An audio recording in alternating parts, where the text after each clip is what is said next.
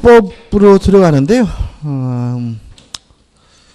진도는 많이 안 나가겠습니다. 일단 물권법 앞부분에서 우리가 정리해야 될 것은 물권과 채권의 차이점 문제인데 그거는 정리하지 않고 기본이니까 우리가 뭘 정리할 거냐면 물권 법정주의만을 정리할 겁니다. 일단 물권 법정주의라는 말은 물권에 관한 사항은 법으로만 정하는 주의가 물권 법정주의고요.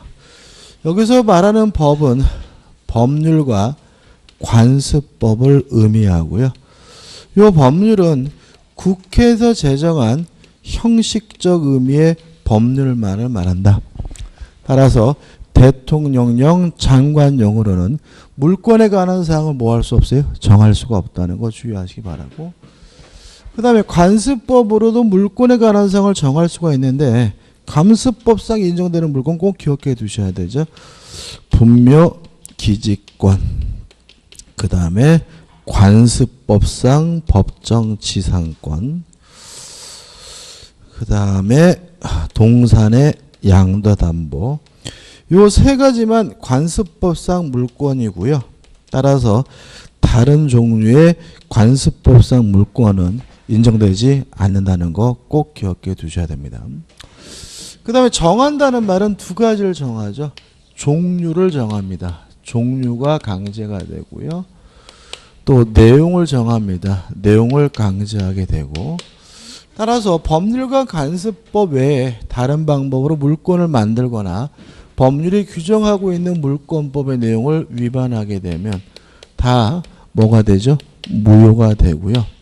그래서 물권법의 대부분의 규정은 다 뭐가죠? 강행 규정으로서의 성질을 띠게 된다는 거 주의하시기 바랍니다.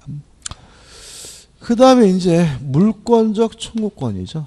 물권적 청구권에 대해서는 시험 문제를 반드시 낸다고 접근하시면 되고요. 좀 까다롭게 느껴질 수도 있는 부분입니다. 일단 첫째, 물권적 청구권의 주체는 물권자이어야 한다.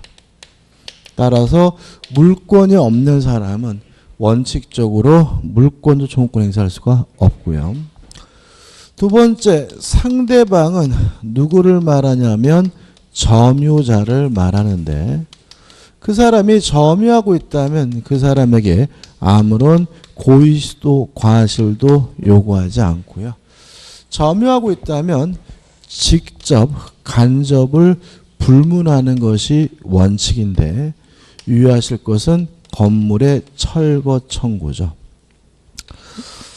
건물의 철거 청구의 상대방은 점유자인 임차인이 아니라 누구한테 하냐면 간접 점유자인 임대인에게 하고 직접 점유자인 임차인에게는 철거해달라고 뭐 하지 못해요? 청구하지 못함을 주의하시기 바라고요. 그 다음에 따로 하나 좀 기억할 것은 뭐냐면 건물에서의 태거죠. 태거 다시요. 토지 소유자가 건물에서 태거를 해달라고 청구할 수가 있느냐 이 문제인데 만약에 그 건물의 점유자가 소유자가 점유하고 있는 상태라면 퇴거해달라고 청구할 수는 없고요. 만약에 점유하고 있는 사람이 임차인과 같은 세입자인 경우에는 퇴거해달라고 청구할 수가 있다는 거 좀 주의하시기 바랍니다. 이게 왜 문제가 되냐면 토지 소유자죠. 건물의 소유자가 아니에요. 따라서 건물에서 나가라고 퇴거해달라고 뭐 하지 못해야 돼요? 청구하지 못해야 되는데 만약에 점유자가 세입자인 경우에는 토지 소유자가 뭐죠? 퇴거를 청구할 수 있다는 게 판례 입장이에요. 이유는 만약에 세입자를 토지 소유자가 나가라고 요구할 수 없다면 실질적으로 세입자를 쫓아낼 방법이 없어요. 좀 이따 말씀을 드릴게요. 아무튼 표준이 어려운데 자, 토지 소유자가 건물에 대해서 점유자에게 퇴거해달라고 청구할 수 있느냐? 건물을 점유하고 있는 사람 누구라면요? 소유자라면 퇴거해달라고 뭐 할 수 없어요? 청구할 수가 없지만 건물의 점유자가 누구라면요? 세입자라면 퇴거해달라고 뭐 할 수 있어요? 청구할 수 있다는 거 좀 주의하시기 바라고요. 그 다음에 또 여기서 같이 점유권에 기한 반환 청구권도 함께 기억을 해 두시는 게 좋습니다. 왜냐하면 문제가 같이 나오는 것이 일반적이에요. 셋째, 점유권을 이유로 반환을 청구하려면 뭐가 필요하냐면 침탈이 존재해야 됩니다. 만약에 침탈이 없다면 점유권을 이유로 반환 청구할 수가 없다는 거 유의하셔야 되고요. 두 번째, 선의의 특별 승계인에게는 점유권을 이유로 반환 청구할 수 없다는 거 주의하시기 바라고, 세 번째, 행사기간에 제한이 있는데 1년 동안 행사할 수가 있거든요. 근데 요 1년이라는 기간은 소멸시효가 아니라 제척기간으로 이해가 되고요. 또 1년이라는 행사기간은 출소기간 해가지고 우리 판례는 1년 동안 소송을 제기할 수 있는 기간으로 이해한다는 거 좀 주의하시기 바라고, 이게 합쳐서 뭐가 되죠? 한 문제짜리가 되고요. 좀 까다로운 부분일 수 있기 때문에 연습은 좀 해야 됩니다. 문제를 좀 풀어보죠. 1번. 물건에 관한 다음 기술 중 맞는 것을 모두 고른 것은? 중요한 문제는 아닙니다. 기억, 판례는 집합물의 경우에도 일정한 지정을 통해 특정할 수 있는 때에는 집합물 전부를 하나의 물건으로 인정한다.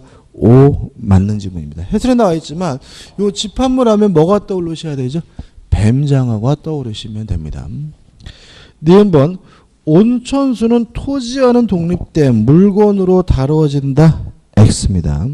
왜냐하면 관습법상 물건은 우리 판례가 이 세 가지만 인정하기 때문에 온천권이라는 물건 자체는 인정되지 않습니다.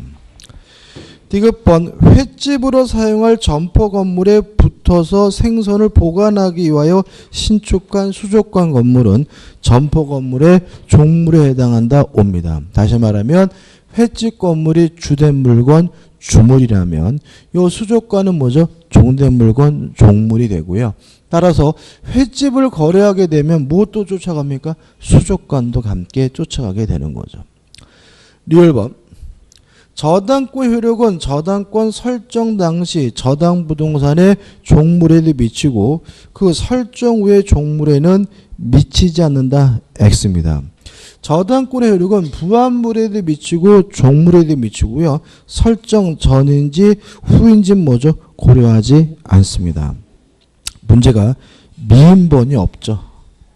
뭐가 없죠? 미인번이. 왜 빠졌는지 모르겠지만 빠져있네요. 그죠? 아무튼 답은 2번이 맞습니다. 그죠? 미인번 중요하지 않아요. 그래서 맞는 것은 뭐죠? 기억, 디귿 맞고 니은, 리을은 뭐죠? 틀렸고 답은 뭐죠? 2번이고 미음번은 뭐죠? 고민하지 마시기 바랍니다. 저도 찾아봤는데 못 찾겠어요. 어디 가지? 답은 뭐죠? 2번이 맞고 죄송합니다. 2번 문제입니다. 민법상 물권에 관한 설명으로 틀린 것은 1번, 토지 일부에 대하여도 점유취득 시효로 소유권을 취득할 수 있다. 옵니다. 왜 그러냐면 점유취득 시효의 요건은 점유하고 20년 지나면 되거든요.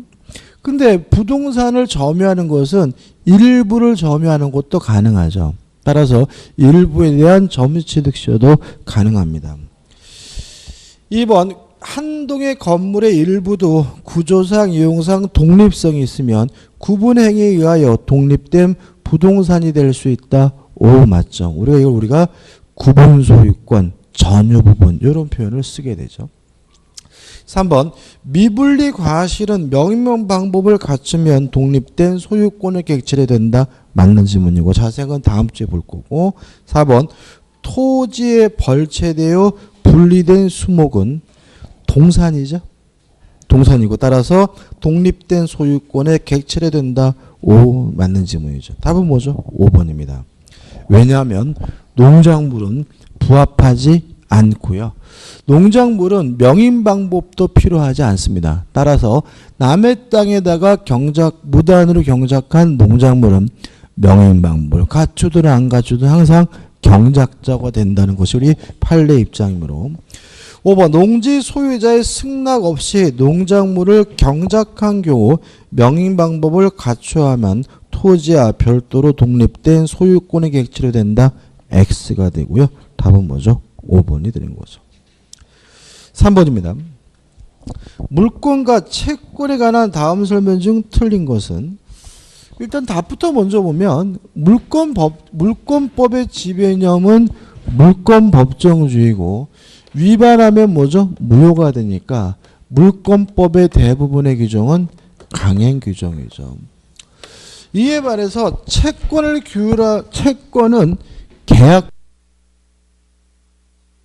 계약법의 지배념은 뭐죠? 계약 자유의 원칙이니까 채권법, 계약법은 대부분이 임의 규정이거든요. 따라서 5번 물권은 임의 규정성이 강하나 채권은 강행 법규성이 강하다. X 앞뒤가 뒤바뀌어 있죠. 답은 뭐죠? 5번입니다. 1번입니다. 자, 물권은 모든 사람에게 주장할 수 있는 뭐예요? 절대권이고 채권은 특정한 상대방에 대해서만 주장할 수 있으니까 뭐죠? 상대권이고요. 2번 물권은 뭐가 있습니까? 배타성이 있고요. 채권은 배타성이 없고 3번 채권은 뭔가요? 채권은 특정한 사람에게 일정한 행위를 요구할 수 있는 권리가 채권이므로 채권의 객체는 특정인의 행위가 되고요. 물권은 뭐죠? 물건에 대한 권리가 물권이므로 물권의 객체는 뭐죠? 물건이 되겠죠. 4번 물권은 법률 또는 관습법에 의하지 않고 임의로 창설할 수 없다. 이게 뭐죠? 물권 법정주의고 채권은 그러하지 않다. 이게 뭐죠? 계약 자유의 원칙이 되겠죠. 넘기셔가지고 4번입니다. 물권의 본질, 효력에 관한 설명으로 틀린 것은 1번 임차인은 임차 목적물 침해자에 대하여 소유자인 임대인의 물권과 소유권을 대행사할 수 있다. 맞죠? 다시 말하면 임차권은 물권이 아니라 채권이기 때문에 임차권에 의한 물권 소유권 인정되진 않습니다. 다만 임대인의 소유권을 대행사할 수 있을 뿐인 것이 원칙이죠. 저기 맞죠. 2번 소유자는 소유권을 방해할 염려가 있는 자에 대하여 그 예방과 함께 손해배상의 담보를 청구할 수 있다. X입니다. 이거 항상 조심하셔야 되는데 예방이나 담보예요. 예방 또는 담보입니다. 따라서 둘 중에 하나만 청구합니다. 소유권도 그렇고요. 점유권도 그렇고 다 그래요. 그래서 방해 예방 청구권은 예방이나 담보 둘 중에 하나만 청구해야 된다는 거 조심하시기 바라고. 이게 2번이나 나왔거든요. 여기서. 그러니까는 좀 잊지 마시기 바랍니다. 답은 뭐죠? 2번이죠. 3번 점유권의 양도는 점유물의 인도로 그 효력이 생길 것이고 4번 동일한 물건이 성질, 범위, 순위 같은 물건이 동시에 성립하지 못하는데 이걸 우리가 뭐죠? 물건의 배타성이라고 하고요. 5번 등기된 부동산 임차권이죠. 자, 부동산 임차권은 채권이기 때문에 대항력이 없습니다. 다만 등기라면 대항력을 갖게 되므로 등기된 부동산 임차권은 제3자에 대하여 효력이 있다. 5 맞는 질문이 되겠죠. 5번 문제입니다. 물권에 관한 설명 중 옳지 않은 것을 찾는데 2번이 답이에요. 2번. 나머지는 반복적인데. 자, 우리가 존재하지 않는 물건에 대한 매매 계약은 가능하고도 유효합니다. 다만 물권이 성립하려면 반드시 뭐가 있어야 돼요? 물건이 있어야 돼요. 2번. 물권은 현존하지 않는 물건, 즉 장래 물건에 대해서도 성립할 수 있다. X예요. 자, 제가 아파트를 분양받았습니다. 아파트 없죠? 그래도 그 분양계약, 매매계약은 뭐 한 거죠? 유효한 거죠. 근데 문제는 그 아파트에 대한 소유권을 취득하려면 반드시 그 아파트가 뭐 해야 돼요? 있어야 되는 거죠. 그래서 현존하지 않는 물건에 대한 매매 계약은 가능하고도 유효하지만 물권이 성립되려면 반드시 그 물건이 존재해야 된다는 거 별거 아니지만 주의하시기 바라고요. 6번 문제입니다. 물권법의 특질에 관한 기술 중 타당하지 않은 것을 찾는데 2번이 답입니다. 우리나라의 물권법은 우리의 고유한 관습과 전통에 입각하고 있다. X죠. 우리나라 물권법은 독일 민법을 개수했기 때문에 전통성이 조금 어떻게 해요? 취약한 편이고요. 우리나라의 고유한 제도는 딱 하나밖에 없죠. 전세권 하나밖에 없고 나머지 지상권이다, 지역권이다 이런 권리는 다 독일의 제도입니다. 답은 2번입니다.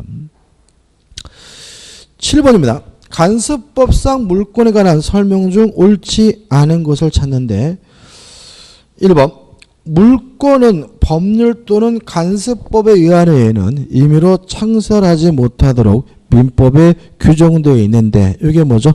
물권 법정주의가 되고요. 2번 타인의 토지 위에 분묘를 설치하는 때에는 일정한 요건 하에 지상권과 유사한 물권인 분묘기지권이 성립하는 바 이 분묘기지권이 간섭법상 물권의 한 예이다. 정확히 뭐죠? 맞는 지문이고요. 3번 온천에 관한 권리도 간섭상의 물권에 포함된다. X죠. 온천권은 존재하지 않습니다. 아주 시험이 잘 나오죠. 답은 뭐죠? 3번이죠. 4번 동일인 소유에 속하는 대지와 그 지상 건물이 매매 등으로 이렇게 나와 있는데 이거 우리가 또 다음 주에 할 건데 다 다음 주에 하겠네요. 기억나세요? 법정지상권에서 토지와 건물이 함께 매매되면 법정지상권도 관습법상 법정지상권도 성립하지 않는다. 외우자고 했죠? 다시 한번 보시면 대지와 그 지상 건물이 매매 등으로죠. 그죠?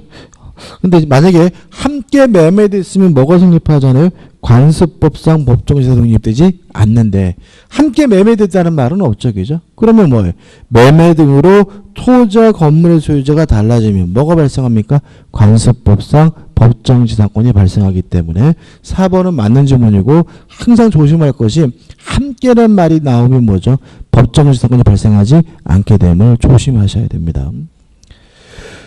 5번 판례에 의하여 인정되는 관습법상 법정지상권을 취득할 수 원인으로 매매, 증여, 강제경매, 공매 등 여러 가지가 있겠죠. 중요한 건 아니죠. 답은 뭐죠? 3번입니다.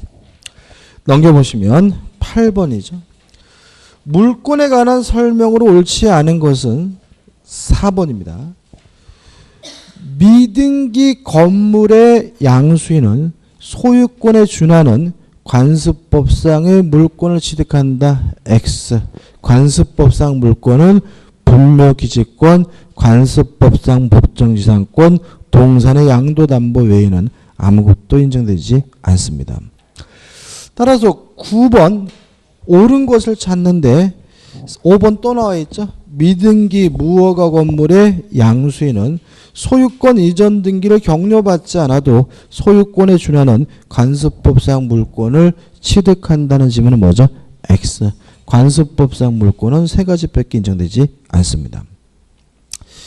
10번, 1번, 2번, 3번 반복적이고 그 다음에 4번 의미 없고 5번 당사자가 물권을 임의로 창설하지 못한다는 것이고 법률 또는 간습법 정하는 물권의 내용과 다른 내용으로 당사자가 정하는 것은 무방하다.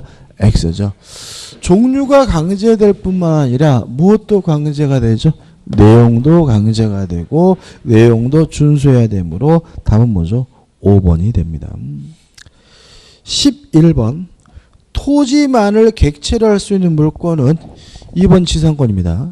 물론 점유권은 모든 물건이고 전세권은 뭐죠? 부동산이죠. 토지일 수도 있고 뭐일 수도 있어요? 건물일 수도 있고 4번 저당권도 뭐죠? 부동산입니다. 토지일 수도 있고 건물일 수도 있고 5번 유치권은 모든 물건이죠. 따라서 물건 중에서 토지만을 객체로 할 수 있는 물건은 뭐죠? 2번 지상권 한 가지죠. 12번입니다. 물권적 청구권에 관한 설명 중 맞는 것은 1번 물권적 청구권은 간접 점유자에 대해서는 행사할 수 없다. X. 상대방은 점유자고 즉 간접을 불문하므로 간접 점유자에게는 행사할 수 없다. X입니다. 2번 물권적 청구권은 침해자의 고의 과실을 요하지 않는다. O. 상대방이 점유자라면 아무런 고의도 없고 과실이 없더라도 물권적 청구권의 상대방이 됩니다. 답은 2번이죠. 3번 물권적 청구권은 침해에 염려가 있을 때는 발생하지 않는다. X. 염려가 있을 때는 뭐죠? 방해 예방을 청구할 수가 있죠. 4번 물권적 청구권은 하나의 독립된 권리이므로 독립하여 양도할 수 있다. X. 물권과 물권 청구권은 절대로 분리될 수가 없고요. 따라서 물권적 청구권만 분리해서 양도할 수는 없습니다. 5번 물권 청구권은 손해배상 청구권을 포함한다. X입니다. 만약에 침해자에게 고의 과실이 있다면 물권적 청구권도 행사하고 별도로 손해배상도 또 청구할 수가 있으므로 5번은 뭐죠? X가 되는 거죠. 넘기셔서 13번입니다. 물권적 청구권에 관한 다음 설명 중 틀린 것은 1번 어떤 자가 물권의 내용 실현을 방해하고 있으면 그에게 과실이 없어도 물권적 청구권이 발생한다. 옵니다. 왜냐하면 점유하고 있다면 그 사람에게 아무런 고의도 과실도 요구하지 않기 때문에. 1번 타인의 토지의 건물을 무단으로 지은 뒤에 그 건물을 제3자가 팔았어요. 자, 일단 물권적 청구권의 상대방은 누구죠? 점유자죠. 그런 얘기죠. 갑이 소유하게 있는 토지에 을이 불법으로 건물을 신축했다면 갑의 토지를 점유하는 사람이 누구예요? 을이니까 을에게 철거 등을 청구할 수가 있는데 을이 이 건물을 병에게 양도를 냈다면 이제 갑의 토지를 점유하는 사람은 누구죠? 병인 거죠. 따라서 누구한테 철거해달라고 해야 돼요? 병에게. 따라서 갑은 병에 대하여 죄송합니다. 제3자에게 팔았다면 제3자가 물권 청구권의 상대방이 되므로 그 건물의 신축자가 물권 청구권의 상대방이 된다는 질문은 X가 되는 거죠. 답은 3번입니다. 2번입니다. 3번 물권적 청구권은 물권과 절대로 분리될 수가 없고요. 4번 임차인은 목적물을 점유하고 있는 경우 표현이 굉장히 어색한데 이게 기출문제인데 일단 점유하고 있는 사람이 임차인이라면 적법한 권한이 있으니까 그 사람에게 물권 청구권을 뭐하지 못해요? 행사하지 못한다. 이런 취지로 보이고요. 5번 물권적 청구권을 행사하는 경우에 비용 부담에 관하여는 견해가 대립된다. 물론 맞는 질문이고 견해 대립이 너무 극심해요. 그래서 그냥 견해가 대립된다 정도만 기억하면 됩니다. 14번입니다. 옳지 않은 거죠. 1번 갑의 소유물을 을이 자신의 것으로 잘못 알고 점유하고 있어요. 갑은 을의 과실 유무를 불문하고 을에 대하여 반환 청구권을 행사할 수 있다. 5죠. 점유하고 있다면 그 상대방에게 고의나 과실은 요구하지 않습니다. 2번 을이 선을 위조하여 갑의 부동산을 병에게 양도한 경우 그러면 소유자는 누구죠? 갑이고 현재 그 목적물을 실질적으로 지배하는 사람은 누구죠? 병이니까 갑은 병에 대하여 물권 청구권을 행사할 수 있다. 오, 맞는 질문이죠. 3번 물권적 청구권의 상대방에 대해서는 언제나 불법행위를 이유로 손해배상 청구권을 행사할 수 있다. X죠. 왜냐하면 불법행위를 원인인 손해배상을 청구하려면 그 사람에게 뭐가 있어야 되죠? 고의나 과실이 있어야 되잖아요. 그럼 만약에 침해자에게 고의나 과실이 없다면 그때는 물권적 청구권만 행사할 수 있고요. 그 침해자에게 불법행위를 원인으로 손해배상을 청구할 수는 없는 거기 때문에 답은 뭐죠? 3번이 되는 거죠. 4번 소유권의 방해가 위법하지 않은 때에는 소유자는 방해 제거를 청구할 수 없다. 맞습니다. 위법하지 않다는 말은 뭐 임차인이 살고 있거나 전세권이 살고 있거나 이런 경우가 되겠죠.